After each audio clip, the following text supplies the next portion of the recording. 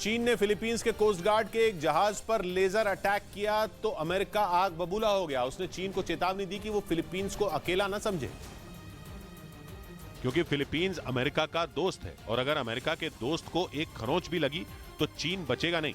6 फरवरी को फिलीपींस के coast guard का एक जहाज दक्षिण चीन सागर में गश्त लगा रहा था और चीन दक्षिण चीन सागर को अपना बताता है, इसलिए वहां फिलीपींस के जहाज को देखते ही चीन के जहाज ने उस पर आंखें चौंधिया देने वाली एकदम पैनी लेजर बीम छोड़ दी।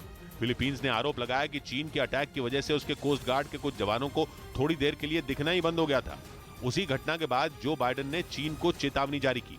उधर यूक्रेन की जंग में एलॉन मस्क एक बार फिर सुर्खियों में आ गए। उन्होंने यूक्रेन की फौज को इंटरनेट देकर मदद देना काफी कम कर दिया, जिसके बाद कहा जाने लगा कि एलॉन मस्क को भी पुतिन के गुस्से से डर लगने लगा है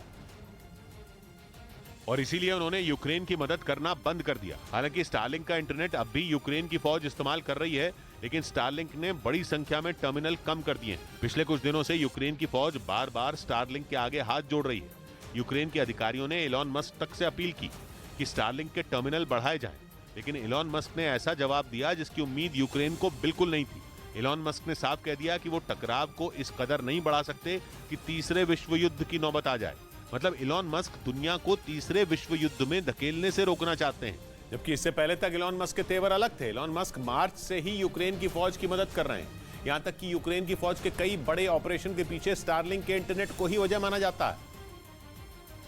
जबकि रूस की तरफ से कई बार अमेरिका और स्टारलिंक को चेतावनी तक दी गई थी। रूस ने तो अंतरिक्ष में स्टारलिंक की सैटेलाइट तबाह करने की धमकी भी दे दी थी, लेकिन इन धमकियों के बाद भी एलॉन मस्क के तेवर नहीं बदले थे। सितंबर में तो एलॉन मस्क के सामने स्टारलिंक के खर्च की परेशानी खड़ी हो गई थी। मस्क ने अमेरिका के रक्षा मंत्रालय से स्टारलिंक की आर्थिक मदद करने की अपील की थी, लेकिन जब मदद करने से सबने इनकार कर दिया तो मस्क की कंपनी टेस्ला ने खर्च उठाने का फैसला कर लिया। ये बात यूक्रेन भी समझ नहीं पा रहा कि अचानक एलॉन मस्क को तीसरे विश्व युद्ध का डर क्यों सताने लगा। इधर महाराष्ट्र में पुणे नासिक हाईवे पर एक तेज रफ्तार वैन ने 17 महिलाओं को टक्कर मार दी, जिनमें 3 महिलाओं की मौके पर ही मौत हो गई, जबकि 2 ने इलाज के दौरान अस्पताल में दम तोड़ दिया। डॉक्टरों ने हादसे में घायल हुई बाकी महिलाओं की हालत भी गंभीर बताई। वहीं जानकारी मिलने पर पहुंची पुलिस ने मामला दर्ज कर लिया और आरोपी वैन चालक की तलाश में जुट गई। उधर ब्रिटेन के मीडिया ने दावा किया कि पुतिन वैगनर ग्रुप से बेहद नाराज है। इस ग्रुप को पुतिन की प्राइवेट आर्मी कहा जाता है और यह कसाई ब्रिगेड के नाम से भी मशहूर है और इसने पुतिन के एक इशारे पर यूक्रेन में अपने हजारों लड़ाके उतार दिए थे, जिन्होंने कई इलाकों में ज़ेलेंस्की की फौज को पीछे हटने पर मजबूर कर दिया था। लेकिन अब ब्रिटेन के मीडिया का दावा है कि वैगनर ग्रुप ने पुतिन का भरोसा खो दिया है, क्योंकि पूर्वी यूक्रेन के शहर बखमूत में मिली हार से पुतिन का पारा 7वें आसमान पर है और वो इस कदर गुस्से में है कि उन्होंने अपने अधिकारियों को ये तक कह दिया है कि वो किसी भी बैठक में वैगनर ग्रुप का नाम भी न लें। यही नहीं, कहा जा रहा है कि पुतिन वैगनर ग्रुप के प्रमुख येवगेनी प्रिगोजिन के काम करने के तरीके से भी खुश नहीं है।